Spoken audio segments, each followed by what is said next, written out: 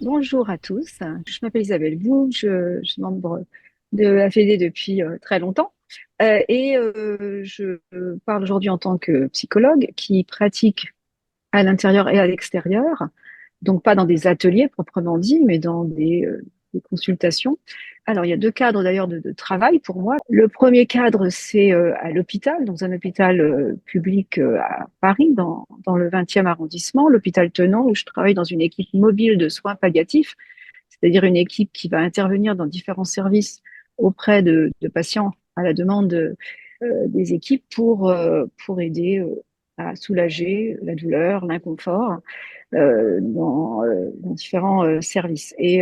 Dans ce cadre-là, notre mission en tant que psychologue est auprès à la fois des patients, mais aussi des familles. Et bien sûr, un certain nombre de consultations, d'entretiens se passent soit en chambre, soit dans notre bureau, mais aussi euh, dans le jardin de l'hôpital Tenon, qui a la chance d'avoir un jardin central très joli, très agréable, très fréquenté. Aujourd'hui, avec cette journée magnifique, il y avait déjà plein de monde, des patients, des soignants qui s'y étaient installés. Donc, pour ma part, ben, j'utilise ce cadre plutôt pour des proches qui peuvent avoir besoin de soutien, ça fait partie de notre mission. Et ben, l'intérêt de pouvoir avoir un lieu extérieur, c'est de pouvoir sortir de la chambre d'hôpital, sortir des services et être dehors dans un cadre un petit peu fermé quand même, hein, puisque c'est un jardin clos, mais où on peut s'asseoir, marcher, se promener, observer des plantes diverses, entendre les oiseaux, être exposé au ciel, au soleil, au vent, donc quelque chose de très différent d'une chambre d'hôpital ou d'un service de réanimation ou d'un hôpital de jour, de chimio, voilà, quelque chose de beaucoup plus en contact avec le vivant. Donc ce sont plutôt les proches, mais aussi de temps en temps les patients, quand ils sont en capacité de se déplacer, ou même, voilà, peut-être en fauteuil roulant, d'aller dans le jardin, de faire peut-être quelques pas sur la pelouse, enfin voilà, d'être vraiment exposé à quelque chose de très différent et dans ce cadre-là, de pouvoir avoir une consultation comme on pourrait en avoir une dans un autre cadre, mais avec des conditions tout à fait différentes. Maintenant, notre pratique est en libéral, dans un cabinet libéral en province.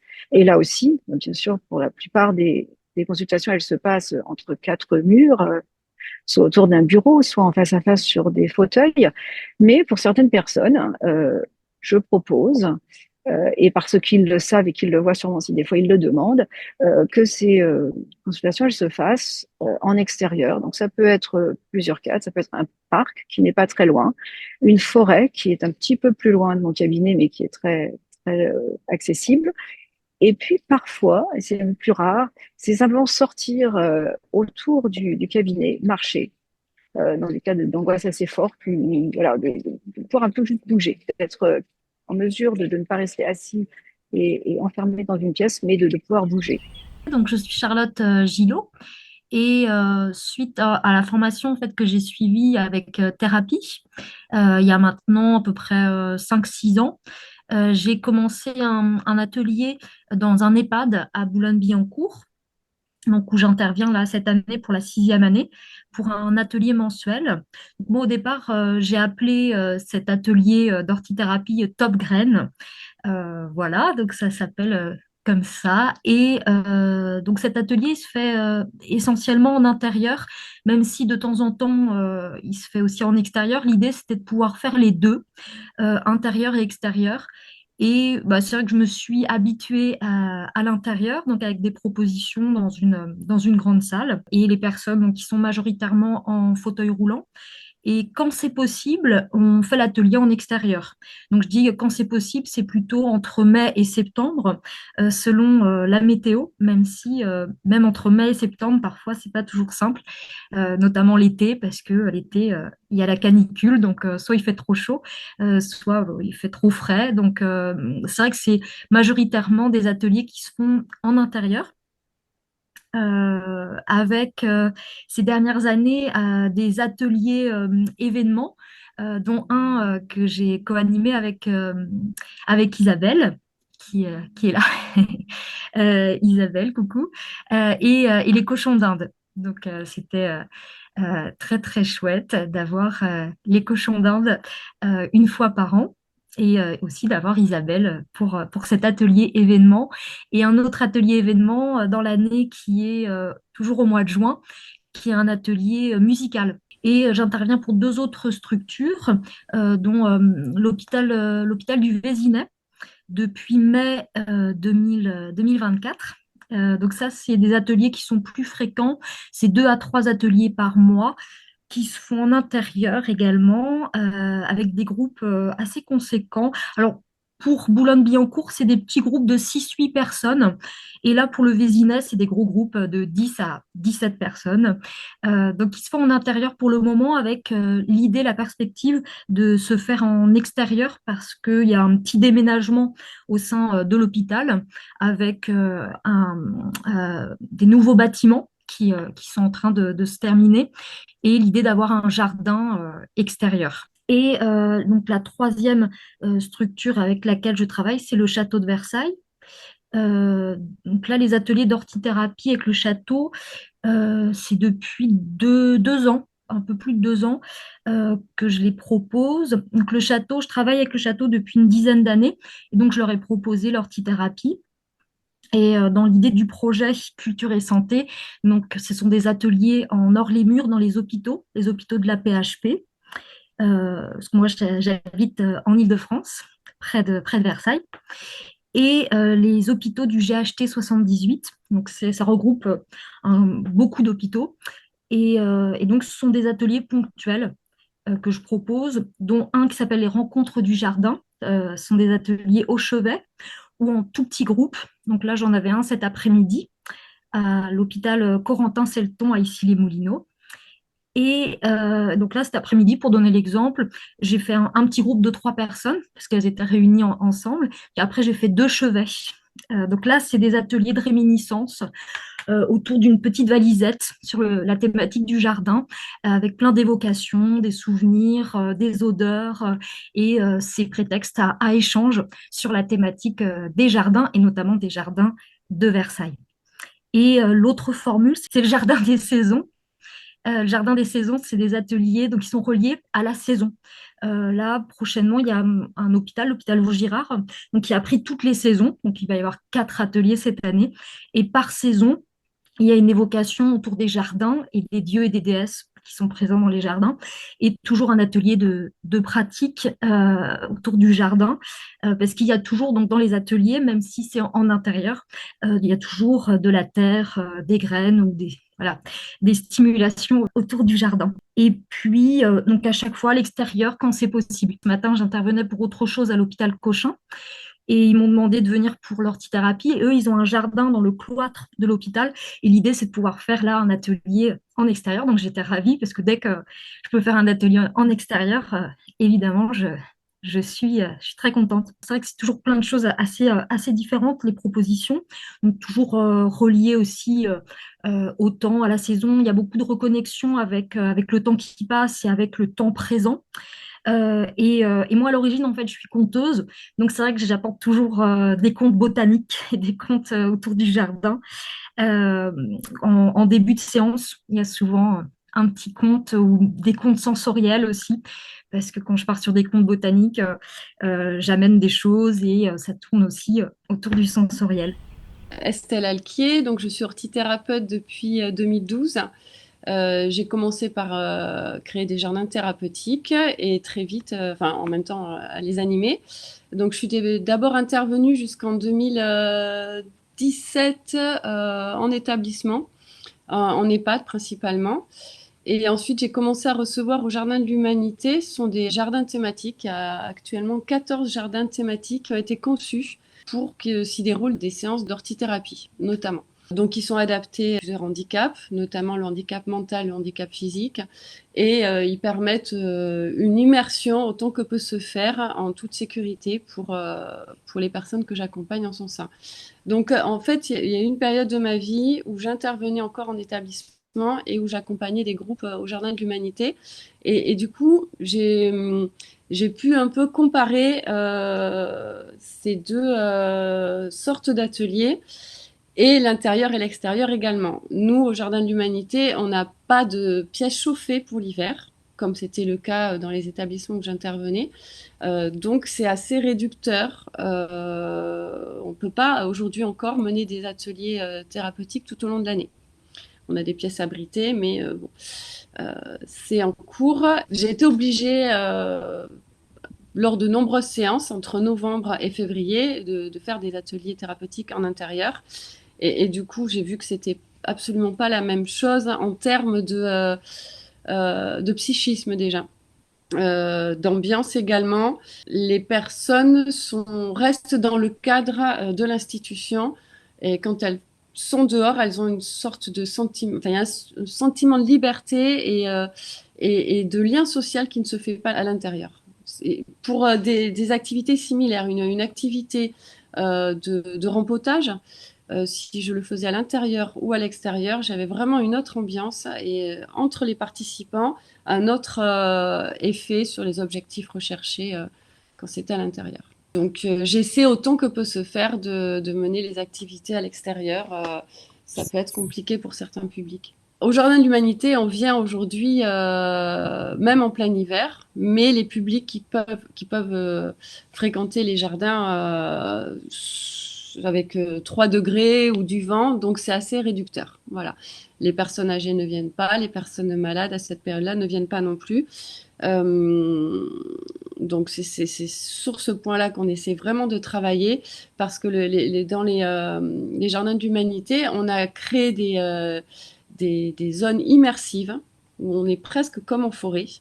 Et je sens vraiment une différence avec les jardins thérapeutiques sur lesquels je suis intervenue ou que j'ai contribué à mettre en place. Parce qu'il y a vraiment cet aspect sauvage qui va permettre aux personnes accompagnées de renouer un peu avec un sentiment de liberté et d'être vraiment en contact avec la nature. Il n'y a plus le bâtiment. Alors c'est vraiment une expérience particulière puisque nous on n'est vraiment pas rattaché à un établissement, même si on accompagne un groupe de foyers de vie depuis maintenant 6 ans. Ils ont des ateliers thérapeutiques dans leur foyer de vie, mais les infirmières ont constaté que c'était pas du tout la même chose, même un atelier avec les mêmes plantes au Jardin de l'Humanité et dans leur jardin thérapeutique, c'est absolument pas le même résultat. Il y a vraiment une forme de liberté qui est liée au sauvage. Enfin, au sauvage, à l'esprit sauvage qu'on essaie de donner au lieu. Ok, ça marche. Bon, Jardin de l'Humanité, donc a priori, il n'y a pas de groupe qui viendrait sur l'hiver. Par contre, par exemple, en cas de température plus agréable, mais en période de pluie, vous avez quand même des abris où vous Oui, pouvez oui, déporter oui. les activités éventuellement? Oui, oui, oui, tout à fait. On a plusieurs abris. On a des abris pour personnes à mobilité réduite, des abris typés. On a un jardin berbère qui est à côté d'un jardin semi-tropical. Donc là, on est dans une autre ambiance, dans un autre monde. En fait, ce qu'on essaie d'apporter aussi via les séances thérapeutiques, c'est une évasion dans l'espace, dans le temps. Les personnes se repèrent et en même temps, elles voyagent. Elles sont en terrain sûr et en même temps, elles sont surprises. En fait, d'un point de vue psychique, j'ai vu qu'il y avait une détente qui va être très claire. C'est pour ça que j'ai arrêté d'intervenir en établissement de santé parce que le jardin thérapeutique avait beau être le plus travaillé possible, le plus soigné possible, il manque cet esprit un peu d'ensauvagement. Voilà, qui va vraiment favoriser le bien-être au bout de quelques minutes. Du coup, nous, ici, on est sur 6000 mètres carrés. On n'a que des petites pièces à l'heure actuelle et aucune n'est chauffée. Donc, c'est quand même un peu, ça réduit nos possibilités, voilà, d'accompagnement. Quand tu dis donc ça donne une idée de liberté, tu parles d'évasion dans l'espace et dans le temps, mais est-ce qu'à contrario, tu as eu quand même des gens qui, face à ce côté un peu ensauvagé de cette nature, est-ce qu'il y a eu des gens qui ont eu des freins vraiment et qu'il fallait un peu accompagner pour passer ce stade-là? Alors, c'est ce que je pensais. Donc, du coup, j'ai anticipé sur ce. C'est vraiment en théorie ce que je pensais, qu'il fallait créer des jardins. C'est au moins un jardin sécurisant, très sécurisant. Donc, c'est le premier quand on arrive. Euh, curieusement, celui-ci, on y passe très vite et il est sécurisant, certes, mais tous les jardins, les uns après les autres, sont sécurisants.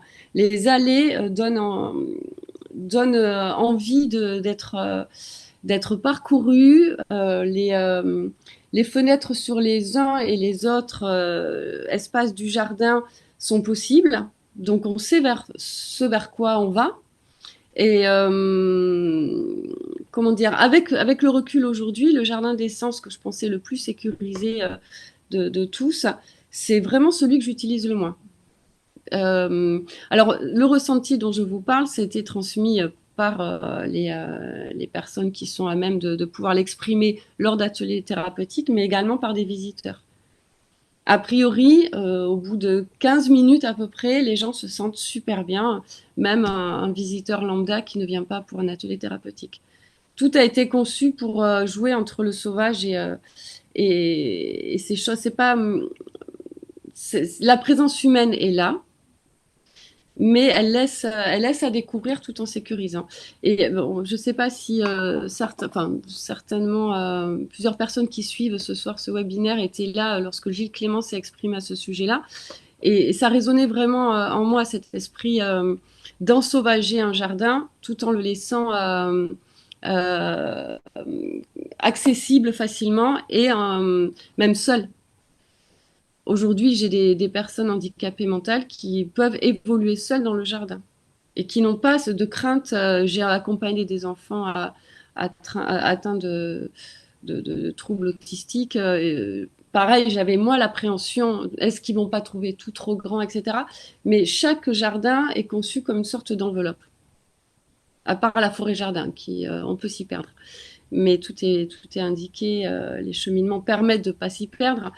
Mais disons que si j'ai souhaité aussi participer à ce webinaire ce soir, c'est pour vraiment faire passer ça.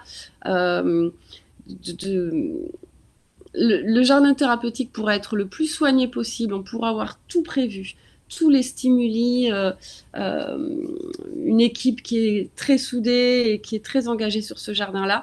Tant qu'il ressemblera à quelque chose d'ordonné, on n'aura pas les mêmes résultats, on n'atteindra pas aussi facilement nos objectifs. Après, je ne sais pas si Isabelle s'exprime à ce sujet-là pour l'instant, mais quand on est dans un milieu forestier, là, on atteint une sorte de quintessence de relation avec la nature qui, par ailleurs, peut faire peur. Donc ici, on essaie de jouer entre les deux. Voilà. Dans les points négatifs en extérieur, tu abordais justement, donc certes la météo, mais dans la météo, un point en particulier, puisque en fonction du jardin et des espaces et de l'âge du jardin, il pouvait aussi manquer d'ombre, par exemple. Comment est-ce Ah que oui. ça a été géré, justement, sur les espaces notamment peut-être plus récents? Comment est-ce que ça se gère justement cette question finalement on se dit l'été, c'est plus facile d'être dehors, mais finalement il y a cette question du trop d'ensoleillement et de la chaleur. Oui, alors on a la chance de bénéficier d'un chêne qui est âgé d'une quarantaine d'années, mais sur un petit espace, ce qui ne permet pas de découvrir les jardins à certaines périodes de la journée. Là, je parle des années 2016-2018. Donc, dès la conception du jardin, c'est un terrain vide. Enfin, vraiment, il n'y avait rien. Dès la conception du jardin, j'ai mis des essences qui poussent rapidement. Voilà. Là, un acacia qu'on a dû finalement abattre parce il empêche de pousser beaucoup d'autres essences dans le jardin amérindien, mais il nous a fait de l'ombre précieuse. Il a poussé très rapidement. Un mimosa, des troènes. On peut rapidement obtenir de l'ombre. Mais c'était problématique au début, c'est sûr. Et ce qu'il ne faut pas oublier non plus, c'est qu'un jardin de cette taille-là, le sauvage, ça s'entretient. Et c'est beaucoup, beaucoup de travail. Voilà, donc dans les inconvénients de pratiquer, d'accompagner à l'extérieur, de faire les séances d'orthithérapie en extérieur, c'est tout l'entretien qui est à mener tout au long de l'année. Ok, merci. Et donc, pour rebondir justement sur ce point négatif qui a été abordé finalement par toutes les trois, de la météo, forcément, au point un peu plus défavorable par rapport aux pratiques extérieures, notamment Isabelle, est-ce que justement il y a des liens ou des cas où vous êtes sortis dans ce qu'on pourrait appeler des cas de météo défavorable, ou est-ce que justement ça fait partie des facteurs qui entraînent, on va dire, la pratique extérieure, un ensemble de conditions favorables? Oui, alors c'est sûr que statistiquement, il y a moins de sorties dehors, que ce soit dans le cadre de l'hôpital ou dans mon cabinet libéral l'hiver, et surtout les hivers pluvieux notamment, ou très froids. Mais ça arrive. Euh, voilà, j'ai depuis le début de l'année, là déjà, janvier et février, recommencé à faire des sorties, par exemple notamment dans le jardin de l'hôpital parce que on peut c'est très vite aller se remettre à l'abri. Donc c'est vraiment comme c'est pas un lieu très loin de tout, hein, on ne se déplace pas sur un lieu, on peut très bien se mettre à l'abri, mais on peut enfin on peut marcher, on peut être si on est couvert, on peut être en train de marcher, on peut être dehors. J'étais il y a peut-être 15 jours seulement vraiment juste dans ma blouse et j'avais assez froid, je dois dire, mais le proche que j'accompagnais était couvert et bon voilà, moi j'avais pas très chaud, mais ça crée quand même un cadre où il a pu s'exprimer alors qu'à l'intérieur, il n'en avait pas envie et que ça a quand même ouvert la parole de pouvoir être dehors plutôt que assis et dans un service. Donc, ça en valait le coup, je crois. Mais oui, voilà, j'ai d'autres moments en tête aussi d'être dans le jardin de l'hôpital alors qu'il fait assez froid.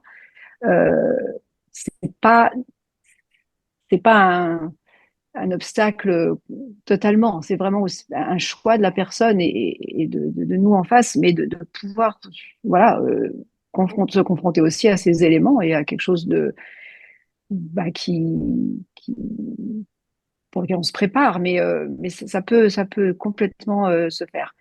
Euh, Avec mes patients en cabinet libéral, peut-être un peu moins, parce que là, on est quand même sur un temps plus long, on est sur 50 minutes, on est sur se déplacer dans un lieu plus loin du cabinet. Donc, il y a plus cette préparation. Et là, ça peut être un peu plus bloqué. Mais quand le lieu est vraiment très proche, on peut sortir, rentrer quand on veut. C'est pas un obstacle, en fait. C'est peut-être ça la différence, en fait, et qui permet que la météo n'empêche pas d'aller dehors. Une proximité finalement de bâti dans lequel on va dire la crainte de l'arrivée du froid ou de la pluie Oui, est moindre, en tout cas par la présence d'une oui, solution à proximité. tout à fait. On a une Ok. option. Mais pour autant, je pense qu'on on sent bien que finalement, ça arrête moins qu'on ne le penserait, quoi, que les gens peuvent être en mesure de rester dehors assez longtemps, finalement, quand ils se perdent un petit peu dans, voilà, ce qu'ils sont en train de dire et l'action fait passer ça au second plan. Ok, ça marche, merci. Et Charlotte, peut-être un exemple justement où vous étiez dans des ateliers intérieurs et quel lien avec la météo justement, peut-être avec des exemples où justement la possibilité d'aller à l'extérieur est quand même assez faible et quel lien vous faites à la météo quand il s'agit d'activités intérieures du coup. En général, il y a juste une évocation pour le début de l'atelier, mais après, sans plus, vu que forcément la météo, on la ressent pas à l'intérieur. Sur certains projets où vous avez un extérieur mais qui n'est pas forcément aménagé tel qu'un jardin, où il y a une potentialité d'activité extérieure, mais finalement le choix de l'intérieur est fait malgré tout pour certaines conditions. Alors ma question n'est peut-être pas très claire, mais en tout cas, Non, non, parfois j'ai la compris. météo est favorable, mais vous choisissez quand même l'intérieur. Peut-être que du coup, il y a un lien qui se crée un peu différemment aussi. Non, c'est parce qu'en fait, le jardin est pas encore créé. D'accord. C'est en cours. Voilà, c'est long. C'est long parce qu'il y a eu des retards pour le déménagement du bâtiment. En fait, à l'hôpital du Vésinet, ils sont dans des bâtiments anciens.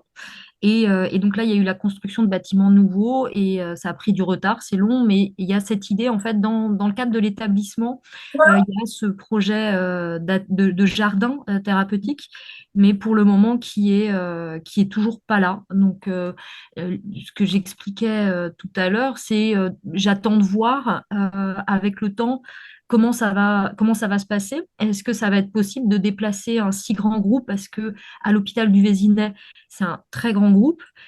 Donc, il y a aussi cette possibilité ou non de sortir tout le monde, de sortir une quinzaine de personnes en extérieur. Moi, je leur ai aussi bien rappelé le fait que d'être dehors, voilà, ça demande des aménagements, notamment pour 15 personnes autour peut-être d'un espace ou en tout cas par rapport à l'ombre. Tout à l'heure, vous parliez de l'ombre également. Voilà, donc c'est tout ça. Ça reste pour le moment un point d'interrogation. J'attends de voir comment ça va se dérouler. Mais pour le moment, il n'y a pas encore le jardin. Donc c'est pour ça qu'on est essentiellement à l'hôpital du Vésinet en intérieur. On n'est jamais allé à l'extérieur. Même si moi, quand je suis pas là, en fait, il y a l'animateur du service qui prend un ou deux patients et il les emmène en fait dehors parce que l'idée c'est que moi tout ce que je fais en intérieur, je fais ça dans des bacs, dans des pots, dans des jardinières et tout est mis à l'extérieur à l'emplacement du futur jardin. Donc l'idée c'est quand je suis pas là, lui l'animateur il emmène quelques patients pour aller dans ce futur jardin et pour voir l'évolution des plantes. Et donc, euh, donc ça, c'est bien qu'il y ait quand même ce lien aussi avec le personnel. Enfin, c'est un hôpital qui est assez investi dans ce projet. En tout cas, l'animateur en question est assez investi et content de ce projet jardin. Et donc, du coup, on avait un peu aussi posé la question à Estelle sur le fait que, est-ce que, alors la question peut se poser aussi pour Isabelle, mais aussi Charlotte, du coup, avec tes diverses façons d'intervenir entre intérieur et extérieur, est-ce que il s'est déjà présenté la situation où un patient ou était plus serein de rester en intérieur, ou en tout cas la question de la sortie était plus compliquée à appréhender? Alors, pour moi, ça va être difficile de répondre à cette question parce que l'extérieur est quand même assez rare. Donc jusqu'à maintenant, les fois où on est en extérieur, il y a pas de souci. Il y a peut-être en effet la météo, le fait la peur d'avoir froid. Moi, j'ai principalement des personnes âgées, donc il y a souvent une petite appréhension au début. Oh là là, j'ai froid, qui passe en fait, qui passe à un moment donné dans l'atelier. Où ils y pensent plus parce qu'en général ils sont quand même bien couverts, mais il y a cette petite appréhension ouais, de se dire oh là là je suis dehors, je vais avoir froid. Mais après, ça passe. Si je peux continuer sur ce thème-là, une appréhension qui peut exister est celle d'en effet perdre la confidentialité et l'intimité d'un lieu fermé, puisque là on va vraiment en extérieur public. L'hôpital, c'est pas si public que ça, mais aller dans le parc ou dans la forêt. En libéral, c'est beaucoup plus public avec le regard de l'autre et d'autres passants. Ça, on en parle en amont et on est d'accord sur le fait qu'on peut se taire lorsqu'on croise quelqu'un et reprendre ensuite la conversation. Il y a pour l'instant une seule personne à qui je l'ai proposé et pour qui ça a été un blocage, enfin, ou une appréhension. Mais voilà, sachant, comme je le disais tout à l'heure, que les gens parfois viennent à moi pour cette raison, enfin, ont vu sur mon site par exemple que c'était possible et que c'est entre ça qui les attire, peut-être d'autres éléments aussi, mais que ça c'est un élément qui peut les attirer. Et que quand ce n'est pas ce qui les a attirés, mais que j'en parle, c'est parce que ils ont pu évoquer que, par exemple, leur jardin ou être dans la nature est une source de bien-être pour eux, ou qu'ils le regardent avec un peu d'insistance des photos de nature dans mon cabinet et que voilà, ça ouvre la conversation sur aller à l'extérieur, donc ils sont plutôt partants. Mais voilà, moi c'est pas tant la météo, ce serait plutôt peut-être cet effet de quelque chose qu'on fait quand même d'habitude derrière des murs, voilà, qui peut être enfermant, mais qui peut être aussi protecteur et que ça peut être une appréhension, mais ça l'est assez rarement de manière durable. Donc la question de la confidentialité, finalement, c'est une question qui peut être vue en tant qu'appréhension, mais même toi, en tant que thérapeute, justement, cette question-là, est-ce qu'elle est gérée particulièrement ou est-ce que justement le moyen de juste faire attention au moment où on croise du monde est suffisante, ou est-ce qu'il y a même d'autres choses à penser par rapport à ça? Ben, on pourrait toujours continuer à penser. C'est le principal. C'est le principal obstacle.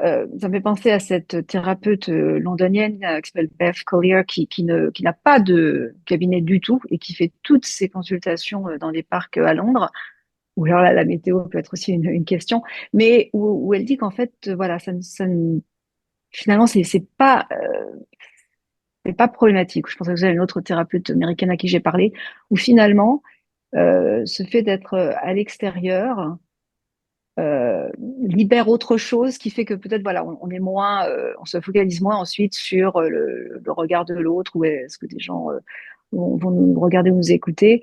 En prenant ces précautions-là, ça suffit et je pense qu'il y a assez dans le fait d'être en mouvement, en marche, aussi dans ce côte à côte plutôt que dans ce face à face, même si on peut aussi s'arrêter, faire des pauses, pouvoir s'asseoir et être de nouveau en face à face. Tout est possible, mais que ça prend le pas, ça prend le dessus sur des appréhensions qui étaient là au démarrage peut-être, mais qui sont des bonnes appréhensions à avoir. Hein. Je comprends complètement qu'on se pose ces questions, ce sont des bonnes questions. Une autre interrogation aussi sur tout ce qui va être plutôt activité intérieure, la question de l'hygiène en intérieur, le fait d'amener notamment de la matière vivante. Est-ce qu'à un moment donné, ça a été un questionnement d'une direction d'équipe soignante ou en tout cas, y a-t-il eu des freins posés justement par rapport à ce côté introduction de vivant et le côté hygiène et les questions peuvent soulever aussi l'apport de matière vivante en intérieur? J'ai jamais eu de remarques à ce sujet. J'ai toujours tout apporté librement, même au chevet, dans les hôpitaux, dans ma valisette. Enfin, je mets toujours des plantes aromatiques. Voilà. Alors, en petite quantité, hein, j'apporte pas non plus. Et puis, vu que c'est caché dans ma valisette, non, je rigole. Du coup, il voit pas. Mais non, j'ai jamais eu de remarques. Au contraire, c'est très apprécié parce qu'il y a vraiment cette reconnexion avec les sens, le fait de toucher, de malaxer, de sentir. Enfin, j'ai jamais eu de retour négatif sur ça. Estelle, est-ce qu'il y a eu des expériences différentes ou est-ce que ça a été les mêmes ressentis? Non, c'est le même ressenti. Moi, je pense que c'est plus une volonté de la direction d'établissement quand on intervient auprès du public avec nos plantes, que ce soit en intérieur ou en extérieur. Donc, de ce fait, toutes les normes de sécurité, bon, voilà, on sait bien que on n'a pas le droit de manger les tomates et les fraises qu'on aura récoltées, et pour autant, la direction laisse passer puisqu'elle a cette volonté de reconnecter les patients avec la nature. Euh, Cependant, moi, j'ai dû arrêter, suite à un changement de direction, mon activité auprès d'un groupe que j'accompagnais depuis 3 ans, dans un EHPAD. Pour ces questions d'hygiène et Alors, de... euh, pour une question de volonté et de priorité financière, mais disons que la directrice est servie de ces arguments-là. Voilà. Donc, non, moi, j'ai pas été empêchée non plus, quoi. Ok, ça marche. Est-ce que entre vous trois, il vous resterait encore quelque chose qui vous semblait pertinent de partager justement sur ces questions de limites intérieures-extérieures et puis peut-être du coup de passer la parole à l'Assemblée s'il y a des questions? Je rebondis sur ce que disait Isabelle quant au temps pluvieux ou au temps froid qui peut paraître comme un empêchement à sortir, hormis pour certains publics où là ça l'est réellement, pour des problèmes de santé physique, hein, tout simplement. C'est effectivement quelque chose qu'on peut surmonter aisément dans un lieu qui propose suffisamment de stimuli. La pluie, une petite pluie fine qui nous glisse sur le visage ou le vent ou le froid, c'est quelque chose qui nous rend plus vivants qu'à l'intérieur de l'établissement. Et je pense ou alors le soleil s'il y a de l'ombre, sentir cette chaleur forte alors qu'à l'intérieur on subit l'air conditionné. En fait, être face aux éléments, je pense que dans tous les cas, une fois qu'on a surmonté notre rôle aussi, c'est de ne pas prendre de risques évidemment, hein, mais d'aider la personne à surmonter ses réticences liées au temps, parce que c'est très favorable finalement. On oublie la pluie qui tombe, on oublie la chaleur. Voilà. Est-ce que j'ai éventuellement 2 minutes où je pourrais lire une citation de quelqu'un qui parle de ça, justement? Ouais, avec Ça vous plaisir. conviendrait, j'y repensais juste avant de commencer. C'est l'expérience de Oliver Sacks, qui est donc le neurologue que vous connaissez peut-être, hein, l'auteur, par exemple, de L'homme qui prenait sa femme pour un chapeau, et qui lui-même, à la suite d'un accident assez grave, passe un mois à l'hôpital sans pouvoir en sortir, et qu'on emmène en fait, voilà, enfin, au jardin de l'hôpital. pour la première fois et qui dit, voilà, là je le cite, donc joie pure et intense bonheur, bonheur ineffable du soleil sur mon visage, du vent dans mes cheveux, du bruit des oiseaux, de la caresse et du spectacle des plantes vivantes que je pouvais toucher de mes doigts. Un lien essentiel, une communication avec la nature venait de se réinstaurer après l'isolement et l'aliénation horrible que j'avais traversée.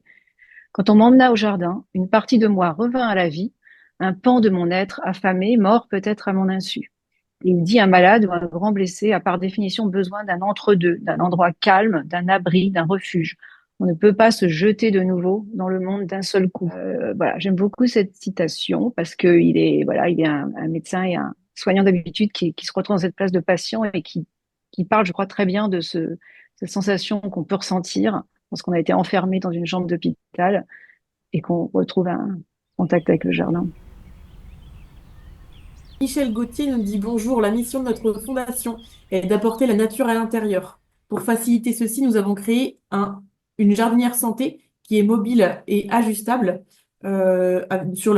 disponible sur leur site Oublie pour un instant. Et les réactions sont très positives. Est-ce qu'il existe ce genre de jardinière en France? Alors peut-être que quelqu'un a des éléments de réponse. Et donc, Michel Gauthier, vous nous dites, est-ce qu'il existe ça en France? Et donc, vous, dans quel pays, du coup, vous pouvez mettre ça en place? Bonjour, alors je suis Michel Gauthier. Je suis au Canada. Il y a de la neige ici. Alors les gens ne peuvent pas aller au jardin. Mais la mission de notre fondation, c'est pour les gens qui ont des défis au niveau mobilité, qui ne peuvent pas aller au jardin à l'extérieur. Alors l'idée, c'est d'apporter la nature à l'intérieur. Et on a créé cette jardinière. Et je me demandais s'il y avait ce genre de jardinière mobile ajustable en France. Parce qu'on a cherché à un moment donné, mais on n'a pas. Et on a développé celle-ci avec des gens du domaine de la santé et du domaine de l'horticulture et pour arriver à faire accepter cette jardinière santé. Si je peux dire une chose là-dessus, il existe une ou deux solutions. Moi, j'en ai vu une ou deux de mes yeux dans des EHPAD en région parisienne. Euh, oui, alors je pourrais pas trop les décrire. Je crois qu'elles étaient assez plastiques malheureusement et de différentes tailles ou couleurs. Mais enfin, j'en ai vu dans des EHPAD en effet. Et je pense peut-être d'autres gens dans cette audience en a déjà vu aussi euh, des des jardinières sur lesquelles les gens pouvaient, voilà, que j'ai vu en intérieur, que j'ai vu à l'intérieur des pannes. Bonjour, donc moi je suis Ingrid Andeville, je travaille en Lozère dans le domaine des jardins thérapeutiques et en Lozère on a de la neige aussi. Donc effectivement il y a des mois de l'année où on ne peut pas sortir dans la mesure où on a certains de nos jardins qui sont sous la neige. Et effectivement moi j'ai testé un certain nombre de jardinières sur roulettes. Donc, qu'on peut sortir quand il fait beau, qu'on peut rentrer quand il fait froid. Alors effectivement, comme disait Isabelle Bouc, malheureusement, ces jardinières-là sont en plastique et elles ont, au niveau esthétique, c'est pas top. Mais par contre, au niveau praticité, ça fonctionne vraiment très bien, dans la mesure où les résidents qui sont en fauteuil roulant, on peut tourner la jardinière sur elle-même, en fait, et il y a un appui sur lequel les résidents peuvent se poser pour pouvoir jardiner. Donc, il y a un côté pratique qui est assez évident, et elles sont munies aussi de réserves d'eau. Donc l'été, quand on les sort en extérieur, la terre ne sèche pas trop vite parce que justement, il y a une réserve d'eau. On peut mettre des billes d'argile au fond et vraiment, il y a ce côté pratique qui est très développé. C'est vrai que moi, en Lozère, j'en ai testé plusieurs et on a même essayé d'en fabriquer nous-mêmes avec les agents techniques, mais on n'a jamais réussi à avoir ce côté pratique et cette réserve d'eau qui permet de pallier à la fois au froid, hein, le fait de pouvoir rentrer, sortir, mais en Lozère, on a aussi des étés extrêmement chauds et la quantité de terre qui est dans ces bacs permet que la terre sèche pas trop vite et pouvoir faire des cultures. On a par exemple pu avoir des tomates cerises en grande quantité, des fleurs, etc. Pas seulement des aromatiques où il faut juste 20 centimètres de terre. Là, on a quand même de la terre en suffisamment grande quantité pour avoir des cultures en fait. Donc voilà, ces bacs-là fonctionnent bien. Il n'y a que le côté PVC et le côté couleur qui est pas top. Oui, c'est bien. Et c'est ça, nous, on a dû le faire construire, c'est en métal, parce que question de sécurité, comme vous dites. Et aussi, on utilise le système de capillarité, c'est-à-dire qu'il y a un bassin où on met l'eau pour pas créer tu sais, des inconvénients et des dégâts. Alors, c'est tout alimenté par les racines. Alors, tout ça fait partie d'un processus de se faire accepter dans les maisons de soins de longue durée et dans les centres de santé. Alors, je vous invite à aller sur le site, vous allez voir des images et euh, de, de ce côté-là. Parce que c'est cette mobilité de aussi pour les chaises roulantes et les personnes différentes de pouvoir le monter, le descendre. Et même nous, on nous a écrit pour dire qu'il apporte la jardinière dans la chambre du résident parfois pour lui permettre de jardiner. Et alors, je pense que quand on regarde tout ça, j'entends tu sais, l'extérieur par rapport à l'intérieur, c'est aussi euh, de se donner des outils. Et même nous, notre fondation, quand on offre une jardinière comme un don, on a un protocole et le récipiendaire doit signer qu'il n'apporte pas la jardinière à l'extérieur. OK? Parce que nous, l'idée, c'est qu'on veut qu'elle soit à l'intérieur avec notre mission, mais aussi, il y a tous les éléments, quand tu prends de l'extérieur, tu apportes à l'intérieur et tout ça, mais euh, ça fait partie de notre protocole quand ils acceptent notre don d'une jardinière santé.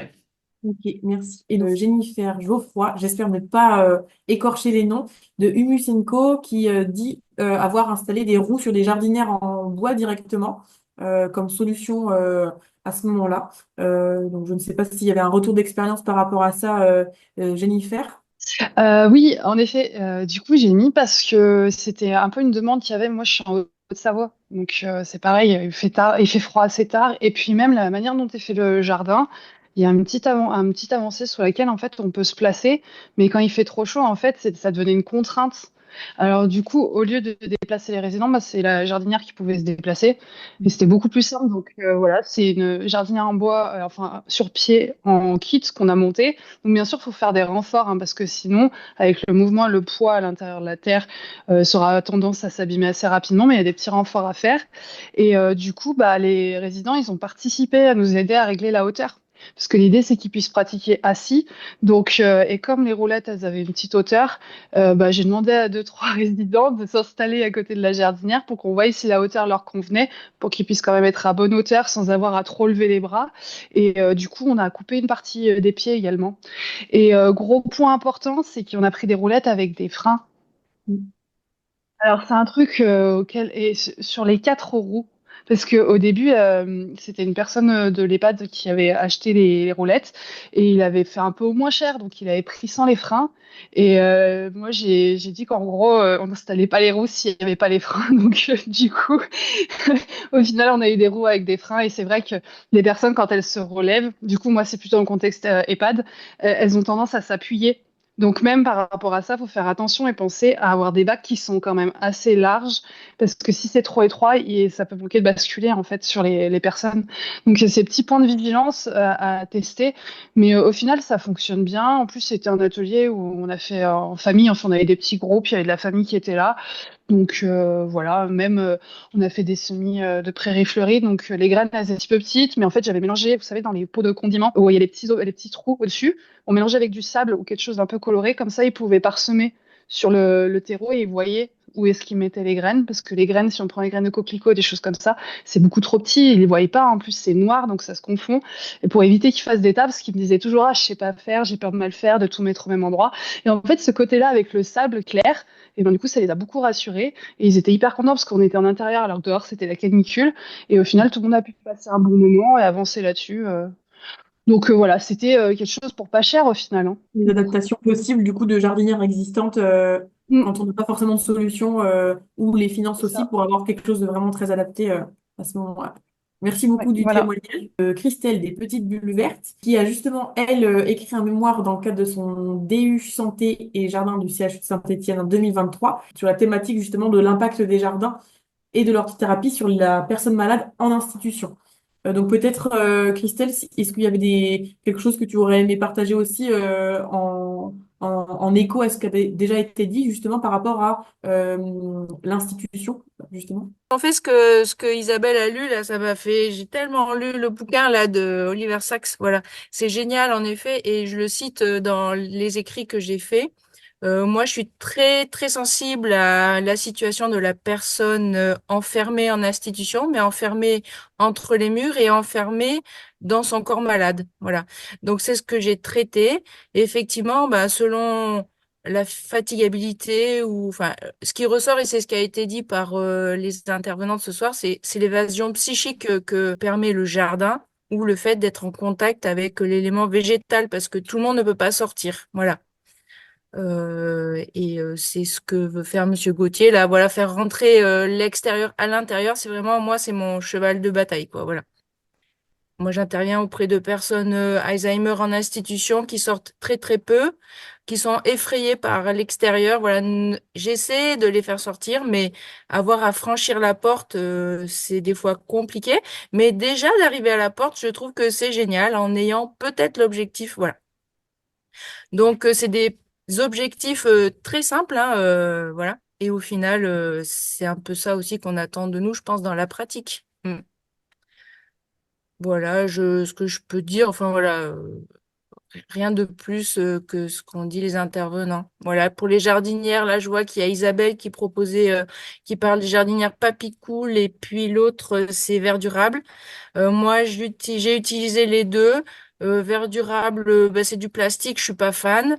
Mais bon, en même temps, ça marche quand même. C'est vrai qu'on peut aller dedans, dehors. Et c'est sur roulette comme a fait Jennifer. Et du coup, c'est vrai qu'on peut déplacer en fonction de l'ensoleillement, en fonction de où on veut positionner les personnes. Donc, c'est intéressant. Et les jardinières papy cool, on peut les rentrer. Il y en a certaines qui existent qui sont bien pour faire les semis en intérieur. C'est pas mal. Voilà. Donc, voilà ce que je peux dire. Merci. Est-ce qu'il y aurait une dernière question éventuellement pour clôturer ce temps d'échange? On peut éventuellement prendre encore une question ou une remarque. Oui, moi je veux bien. Alors c'est juste pour savoir si j'ai bien compris tout à l'heure ce que disait Estelle. À un moment donné, vous avez parlé par rapport les tomates. J'ai pas compris si vous disiez qu'on avait le droit ou qu'on n'avait pas le droit de manger les récoltes du jardin dans un lieu de soins. Alors aujourd'hui, si la législation n'a pas changé tout récemment, on doit avoir une autorisation de la direction pour. Alors ça a changé. Ça a Ah, changé. Donc, je travaille en EHPAD. Ça peut mhm. être des EHPAD privés, ça peut être des EHPAD publics qui dépendent du sanitaire, donc des hôpitaux, qui sont soumis aux normes HACCP. Et en fait, quand je rencontre un nouveau directeur d'EHPAD, j'ai ce document avec moi que je laisse en consultation. En fait, ce document, il a été écrit par les normes HACCP et qui dit Mhm. bien que quand on a un jardin thérapeutique en EHPAD et qu'on va utiliser la récolte pour des repas thérapeutiques, par exemple dans le cadre d'un PASA, c'est tout à fait autorisé. Je parle pas d'une dilution enfin, le lavage des aliments qui vont être ingérés ne doivent pas être lavés avec de l'eau et une légère dilution de javel, rien du tout. Non, pas dans le document avec lequel je travaille qui date, je crois, de 2019 ou 2020. Ok. Non, non. En fait, si on récolte au jardin, qu'on lave et qu'on prépare, ça doit être dans une cuisine qui n'est pas la cuisine centrale de l'EHPAD, donc par exemple dans un PASA ou quand on a une unité de vie pour des personnes vivant avec la maladie d'Alzheimer, on a souvent des petites kitchenettes ou des petites cuisines attenantes. Donc c'est dans ce type de cuisine qu'il faut préparer le repas. Et ce qui est conseillé, évidemment, c'est qu'une fois qu'on a préparé la soupe ou etc., c'est de garder un échantillon, comme fait la Oui, cuisine, en fait, hein, oui. voilà, on garde l'échantillon au frigo où on note la date, mais on peut tout à fait consommer tout ce qui est issu du jardin thérapeutique sans restriction. Les seuls points négatifs, c'est quand on a des poules. Hein, pour les œufs, là, c'est beaucoup plus compliqué. Ça, vraiment, il y a des restrictions qui sont très importantes. Donc, effectivement, là, c'est compliqué. Mais on peut donc ramasser les légumes et les consommer le jour même, ou bien faire des confitures, par exemple, quand on a les petits fruits ou de la rhubarbe. Ça, c'est possible aussi. Donc, il liste tout à fait ce qui est possible de faire avec ce qu'on a dans le jardin. Mais c'est vrai que moi, les premières fois pour mes premiers jardins thérapeutiques en Lozère, souvent les directeurs me disaient tout de suite, c'est interdit, c'est impossible. Donc, c'est pour ça que j'ai imprimé ce document qui vraiment récapitule toutes les actions à faire. Mais j'ai surligné pour les directeurs tous les passages où il est indiqué que c'est tout à fait autorisé et même conseillé, justement pour que ça fasse sens pour les Bien résidents sûr. qui vont au jardin, de semer la graine et d'avoir toutes les actions de jardinage, de récolte, jusqu'à pouvoir manger. Soit dans le jardin, nous on mange les fraises, on les rince juste un petit peu, ou les tomates cerises, ou les plantes aromatiques pour pouvoir vraiment avoir le côté sensoriel. Mais on organise aussi des repas thérapeutiques où on invite d'autres résidents, d'autres salariés, d'autres soignants, et où on va déguster, on fait des grandes soupes par exemple, voilà. Alors, ce document, c'est un document qui a été écrit par les normes HACCP. Donc, ça veut dire que c'est un document qui s'applique à tous les établissements qui travaillent avec les normes HACCP. C'est un document qui est assez fondamental parce que justement, il légitime le fait de pouvoir aller jusqu'à l'action de la récolte et de manger, quoi. Mais du coup, les grappillages sont autorisés. On n'est pas obligé de passer par le repas thérapeutique qui doit nécessiter une cuisine spécifique. On peut grappiller dans le jardin aujourd'hui, d'après Alors, cette... là, il faudrait regarder sur le document, je crois, laver les mains et Oui, laver d'accord. voilà, Oui, voilà. Mais effectivement, de mémoire, il n'y a pas marqué qu'il faut cette dilution dont vous parlez. Voilà. ouais. Voilà. Bah, C'est vraiment quand par exemple, là, je prends l'exemple de la soupe. Nous, on a fait une grande, on appelle ça la cérémonie de la soupe, où on en propose vraiment pour tous les résidents, y compris ceux qui ne viennent pas de participer au jardin thérapeutique. Là, on a l'échantillon qui part au frigo en cuisine centrale. Une autre remarque de Jérôme qui indique que de son côté, il y avait le droit de consommer la production du jardin pendant les ateliers. Par contre, il n'y a pas de lien avec les repas du quotidien. une On a belle un autre... avancée. Tant mieux qu'on ait ce document, hein. Oui, Oui. oui, du coup, le document est très demandé, Ingrid. Bah oui, oui, oui, j'imagine bien, oui.